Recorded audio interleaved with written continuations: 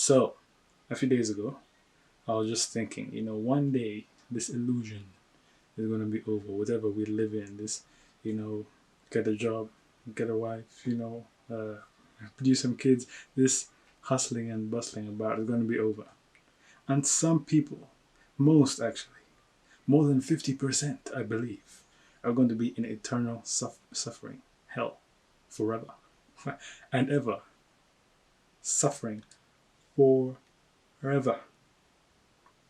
I can't even imagine. So that's why we come on here.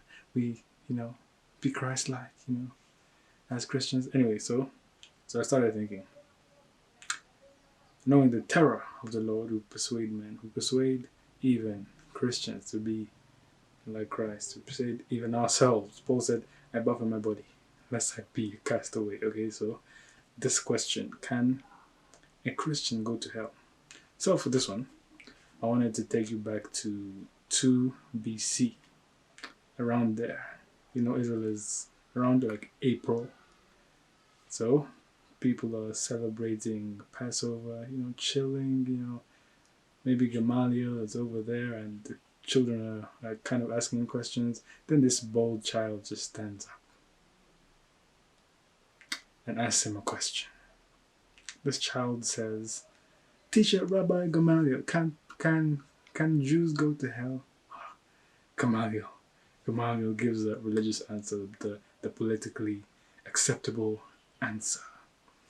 And he's like, no, no, no. As long as you do the sacrifices, as long as you give your lamb or a bull or a goat, because they used to give those things, and they used to, the priest would slaughter them, put the blood on the thing. As long as you do that, your sins are forgotten. The remission of your sins is accomplished. As long as we do that, all of us will enter into paradise.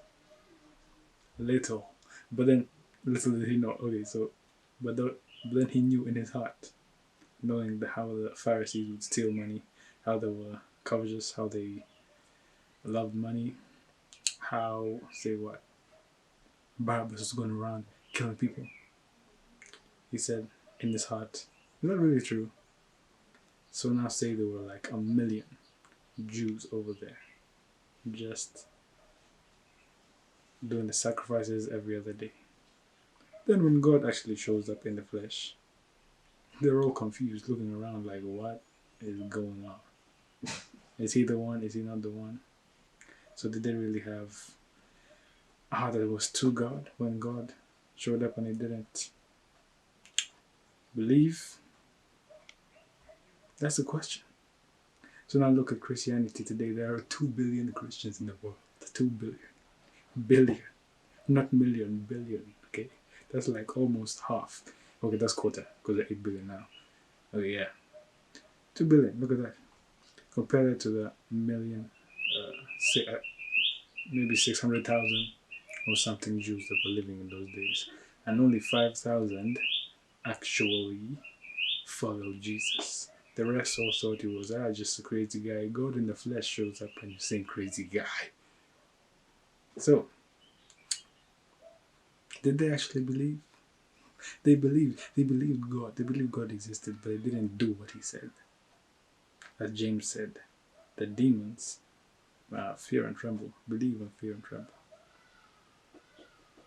And James also said, true religion is taking care of the poor, taking care of the widows, visiting the sick, and all that stuff. How many of the Jews were doing that? You see, okay, it's not like a legalistic thing, but like your heart is drawn towards it, and then it purifies your heart, and then when God actually shows up, you end up,